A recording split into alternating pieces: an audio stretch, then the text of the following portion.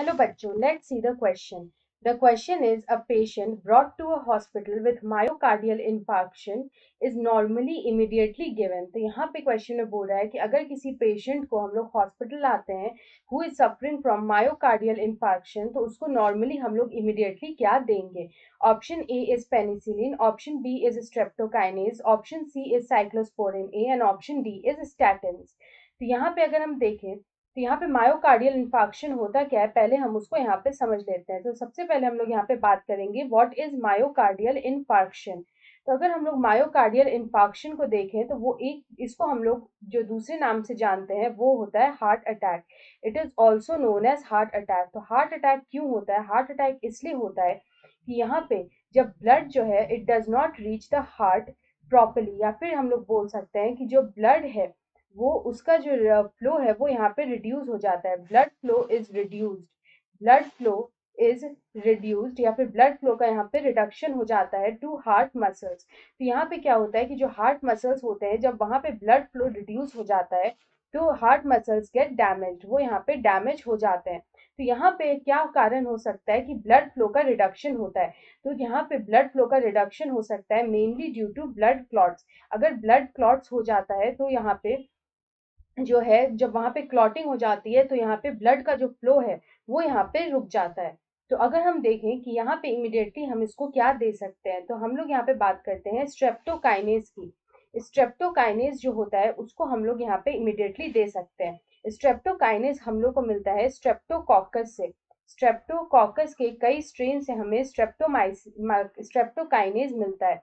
ये जो स्ट्रेप्टोकाइनेज होता है ये क्या करता है कि यहाँ पे एक्टिवेट करता है ये प्लाज्मिनोजेन को.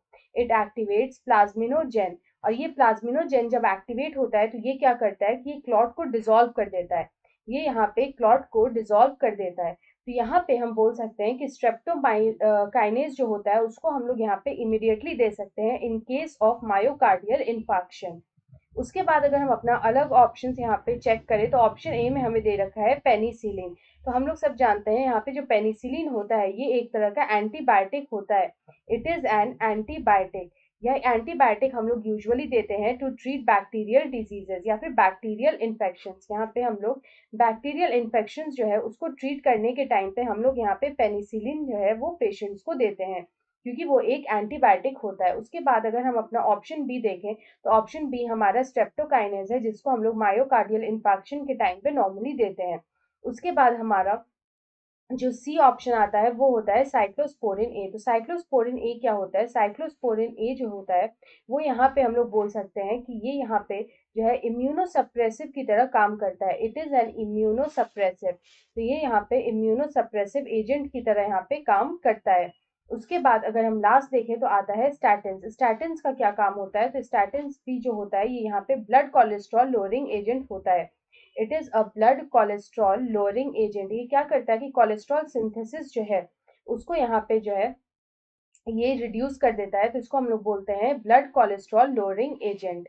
तो यहाँ पे अगर हम इस क्वेश्चन का करेक्ट आंसर देखें तो हमसे पूछा था कि किसी पेशेंट को अगर हम लोग मायोकार्डियल इंफेक्शन होता है तो नॉर्मली इमीडिएटली उसको क्या देते हैं. तो हम लोग यहाँ पे उसको स्ट्रेप्टोकाइनेज देते हैं. ऑप्शन बी में लिखा है स्ट्रेप्टोकाइनेज. तो streptokinase is the right answer. Option B is the right answer. I hope you understand this question well. Best of luck.